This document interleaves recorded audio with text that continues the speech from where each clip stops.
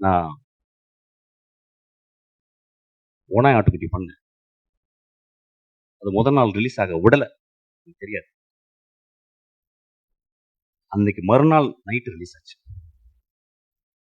10 நாளுக்கு அப்புறம் அந்த டிவி ரைட்ஸ் வாங்க வந்தாங்க. அப்ப எனக்கு நெருக்கமான மனிதன், பெரிய இயக்குனர் என்னைய கூட்டு போய் உனக்கு நிறைய காசு வாங்கி தரட்டான்னு கூட்டு போனார். ஒரு பெரிய ரூமுக்குள்ள போனான் ஐயா. அவன் நண்பன் அவன். 20 பேர் இருந்தாங்க அந்த ரூமுக்குள்ள. 75 லட்சம் ரூபாய்க்கு நீ டிவி ரைட்ஸ் கொடுத்தா கொடு அப்படின்னு சொன்னா, ஐயா நான் ரொம்ப கஷ்டப்பட்டு எடுத்துக்கேன், இந்த படம் நல்ல படம், ஒரு 2 ரூபாய் கொடுங்க ஏன்னு. கொடுக்க மாட்டேன் சொல்லிட்டே இருக்காங்க. அப்பதான் எனக்கு தெரிஞ்சது 20 தடியர்களை உள்ளே வைத்து என்னை விரட்டி என்னை கையெழுத்து போட வச்சான். 75 லட்சம் ரூபாய் கொடுத்தான். அந்த திரைப்படம் அந்த சேனல்ல இது வரைக்கும் 80 வாட்டி ரிலீஸ் ஆயிருக்கு.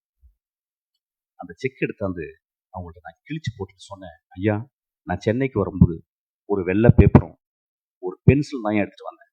அவ்வளவு வறுமையான குடும்பத்தில் இருந்தேன்.